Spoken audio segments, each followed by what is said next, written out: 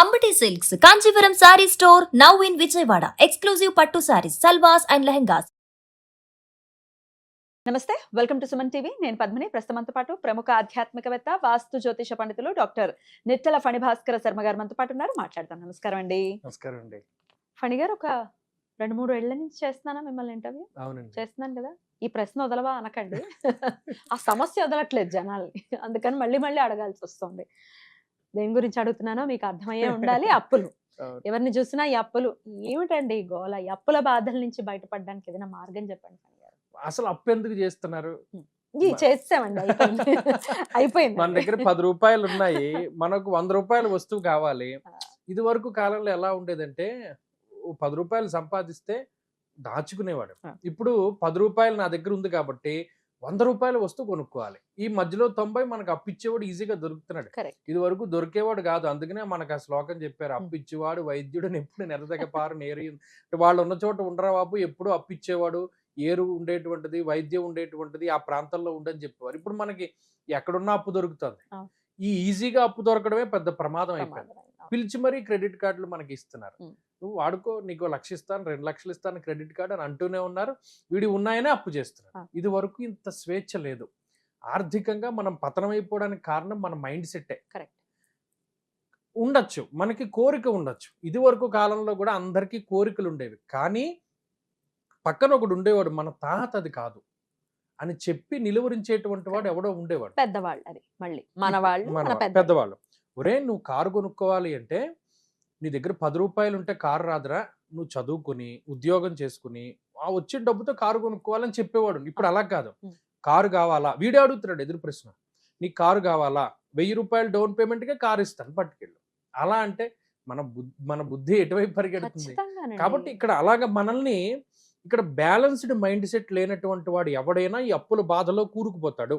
ఇది ప్రాక్టికల్ గా మీరు చెప్పేది. గ్రహగతుల్లో కూడా ఎగ్జాక్ట్లీ, అస్ట్రాలజికల్ గా కూడా చెప్పండి. చూసుకుంటే ఆస్ట్రాలజికల్ గా కూడా అసలు ఏ విధమైన రుణభారం లేనటువంటి వాళ్ళు అంటూ ఎవరు ఉండరు.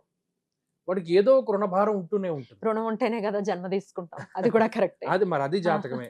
అయితే ఇప్పుడు చాలా మంది సరే ఇంకా ఏదోటి మీరు అన్నట్టు అయిపోయింది. ఆయన గ్రహం చెప్పండి, ఏ గ్రహం ఎక్కువ రోల్ ని ప్లే చేస్తుంది అప్పులకి? శత్రు రుణ రోగ బాధలకి కుజుడే ఎక్కువ ప్రాముఖ్యత.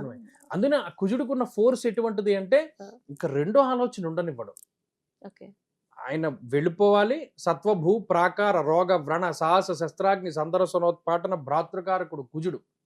ఆయనే అన్ని రోగాలకి కారకుడు, రుణాలకి కారకుడు. శత్రువులపైన విజయం కావాలి అన్నా, శత్రువులను మనం నాశనం చేయాలి అన్నా, వాడి చేతిలో మనం పోవాలి అన్నా అన్నిటికీ కుజుడే కారకుడు.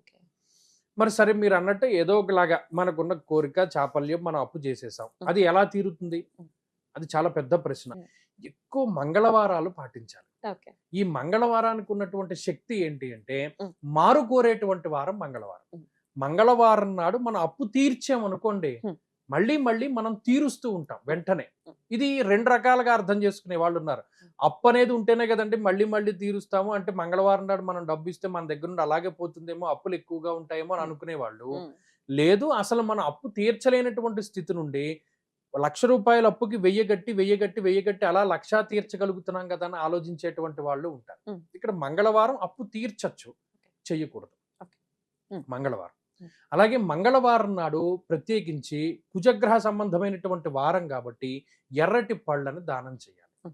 అలాగే గడప గౌరీ వ్రతాలను కూడా మంగళవారం శుక్రవారమే చేస్తారు. మన ఇంట్లోకి లక్ష్మీదేవి రావాలి అంటే మంగళవారం నాడు గడపకి చక్కగా పసుపు రాసి బొట్లు పెట్టి గడప గౌరీ నోవు చేసుకునేటువంటి వారి దగ్గర కూడా డబ్బు నిలుస్తుంది. బయటికి వెళ్ళిపోదాం. ఆమె ఎప్పుడు వెళ్ళిపోతుంది అంటే ఇప్పుడు మనం ఇంటి దగ్గరికి వెళ్ళామనుకోండి గుమ్మం చూస్తాం. అమ్మవారు కూడా ఏం చేస్తుంది, కిందకు చూస్తుంది. అందంగా లేదనుకోండి గుమ్మం, బయటికి వెళ్ళిపోతుంది. బయట నుండి చూసినప్పుడు అందంగా ఉందనుకోండి లోపలికి వస్తుంది. అలా. అంతేకాకుండా దీనికి అంటే కొన్ని దేవాలయాలు ఉన్నాయి. ప్రత్యేకించి కాశీ క్షేత్రంలో ఓంకారేశ్వరుడి గుడి దగ్గర చాలా మంది నన్ను అడిగారు, ఈ రుణ విమోచనేశ్వరుడు, ఆయన పేరే రుణ విమోచనేశ్వరుడు, ఆయన రుణ విమోచనాన్ని కలగజేస్తాడు. అక్కడ కందిపప్పుతోటి అభిషేకం చేస్తారు శివుడికి. కందిపప్పుతో చేస్తారు. ఆయన మన అప్పుల బాధని తీర్చగలిగేటువంటి వాడు. అది ఆయన ఓంకారేశ్వరుడి గుడి ఉంటుంది కాశీలో. శివుడు త్రిశూలం మీద కాశీని నిలబెడతాడు. ఒక శూలం మీద ఓంకారేశ్వరుడు, మధ్య దాని మీద విశ్వేశ్వరుడు, చివరి దాని మీద కేదారేశ్వరుడు. ఈ మొదటి దాని దగ్గర ఈ రుణవిమోచనేశ్వరుడు ఉంటారు. అలాగే ఉజ్జయిని క్షేత్రంలో కూడా రుణవిమోచనేశ్వరుడు ఉంటారు. ఓకే. ఈ 2 క్షేత్రాల్లోనూ అభిషేకం చేసుకున్నటువంటి వారు లేదా ఆయన్ని దర్శించినటువంటి వారికి కూడా రుణ విమోచనం అనేటువంటిది కలుగుతుంది. జరుగుతుంది. లేదు అక్కడికి వెళ్ళలేము. మంగళవారం నాడు ఉమ్. రుణ విమోచన అంగారక స్తోత్రం కూడా ఒకటి ఉంటుంది. ఉమ్. అదైనా మనం పారాయణ చేసుకుంటూ ఉండొచ్చు. ఉమ్.